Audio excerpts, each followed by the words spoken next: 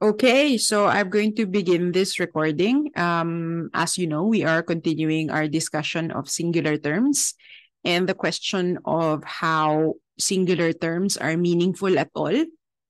And of course, in the background of that question about the foundational issue or in the background of that foundational question of meaning, we also have this idea that meaning is all about reference. So you know about RTM already. So in this recording, I want to begin with, again, a brief account of the history of analytic philosophy. So I have here a slide where I have the rough dates that correspond to certain important periods. So when we talk about this debate between Russell and Strawson and then later adjudicated by Donnellan, we are talking about something that began around 1900 to 1910. So what you have in the module page is a description of how Moore and Russell broke away from absolute idealism. So that began around that period, and it was initiated by these two people. By 1910, Bertrand Russell and Ludwig Wittgenstein began developing a view called logical atomism. Okay, so one way to explain logical atomism is that it's all about ideal language analysis. So the ambition or the goal, the transcendental goal of both Russell and Wittgenstein is to expose the structure of the world by analyzing language. And when they analyze language, especially Russell, but here we also include the early Wittgenstein, the Wittgenstein from this period, they wanted to analyze sentences. You know, you have seen the kind of sentences that Russell was interested in. He was obsessed with the word the, and he was analyzing things like the present king of France is bald. And they wanted to show how the language can be analyzed to get rid of confusion, so that the words that ordinarily people use for everyday purposes is something confusing, and what you need is a kind of logical analysis to clear out all the debris, so to speak, to get rid of all the confusion. And the point of analyzing sentences is to expose the ideal structure of language itself, which eventually tells us something about the structure of the world, because for Russell and the early Wittgenstein, language pictures reality. One other way to say that is language represents reality. So the atomists were focusing on specific atoms. So the basic atom is a sentence. So you have a sentence like the cat is on the mat, or the author of Waverley is a Scotsman. And we will analyze that, get rid of all the confusion and the things that are misleading, and then we can expose what it's really about, and it will tell us how language represents and pictures the world. So the most important work from this period, so Russell and the early Wittgenstein are both descriptivists. So they are talking about linguistic function that is primarily about denoting. So that's the title of the classic paper by Bertrand Russell, where he talks about the importance of puzzle solving in philosophy. And for Russell, the point of this analysis or thinking about language is about showing how it captures what's going on in the world, or what is described in the Tractatus as what is the case, right? So what reality is like, right? And the most important work from that period is Wittgenstein's Tractatus Logico-Philosophicus, one of the very few, if not the only book written during a war. So Wittgenstein was born in Vienna. He was an Austrian citizen, especially near the beginning, before World War II. And he fought as a soldier in World War I. And the the story is that he had the copy of the Tractatus in his notebook. It was in his backpack, and he was like in the trenches while shelling and all sorts of things were going on. And he was thinking about philosophy. He was writing about the relationship between language and the world. Now, after Wittgenstein wrote the Tractatus, he showed it to people, especially Russell, and people were so impressed. It really captures, crystallizes in very pristine form what this view, logical atomism, is all about. And then a lot of people were very taken with the Tractatus, meaning they admired it so much and they liked it so much, and they started doing philosophy following that framework, following that strategy. And a new view, logical positivism, emerged. So logical positivism is something that we will discuss more later in this course, in later modules. But for the logical positivists, they were also like the atomists. The logical positivists also viewed ordinary language, or the language of ordinary people, as something like confused and is misleading, and we cannot properly philosophize using that, so we must do something. So they have a prescriptive approach to language. And then later on, around World War II, an entirely new approach to philosophical analysis emerged, and here we have the later Wittgenstein. So Wittgenstein, like I said, is one of the interesting figures here, where he's associated with all these people. Technically, Wittgenstein was not part of the Vienna Circle that comprised the core of logical positivism. But all these people, Ayer and other members of the Vienna Circle, were great admirers of the early Wittgenstein, or how they understood Wittgenstein. But Wittgenstein himself, I don't think it's appropriate or it's accurate to say that he was a logical positivist. So itong ordinary language philosophy, dumating na dito na kaya ordinary language. So it marks the beginning of a time when philosophers started to say, look, it's not about making ordinary language more logical. We're not prescribing anything here. We're not trying to change how language functions. Right? So one slogan for ordinary language philosophy, which comes from a remark in the philosophical investigations, goes something like this. It's a very typical view from the later Wittgenstein. Here's the slogan: everything is in order as it is.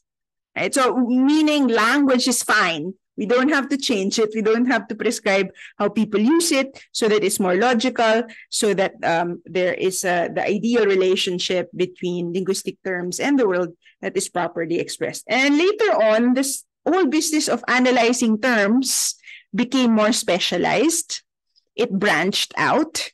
The ordinary language philosophy was very fashionable for like a couple of decades, and there was actually a backlash against that, I think, after the mid-60s.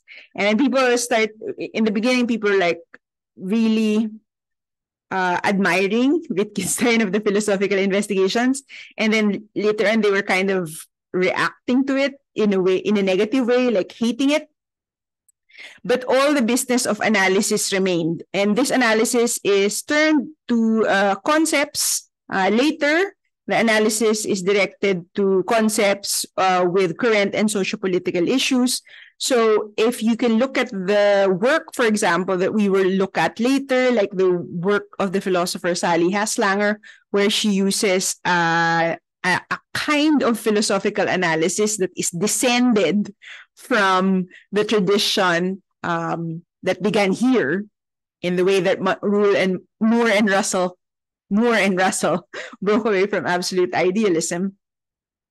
But this time, it is not just about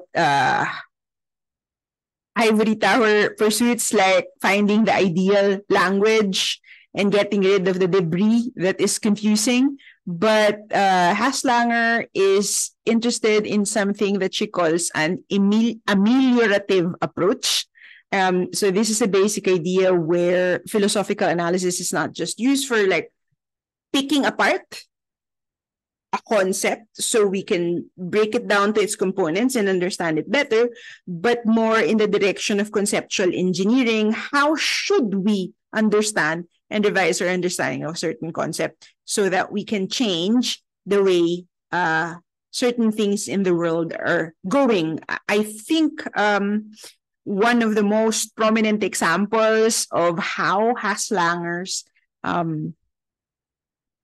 ameliorative approach is used is visible in the work of Kate Manne, who famously gave an ameliorative analysis of the term misogyny. So if you look at, some of you are probably familiar with the work of Kate Manne and her whole idea about misogyny. So the book is called Down Girl, and that is actually the analysis of the term misogyny, that it is the police force of the patriarchy. It is essentially a move that puts women down and relegates them to subordinate positions so that the patriarchy is able to maintain supremacy, so that a certain status quo is preserved. Okay, so all that by way of saying this old tradition about analysis, it has this deep history, and some parts of the debate from many decades ago are something that we're going to go through, but our interest is in really learning the style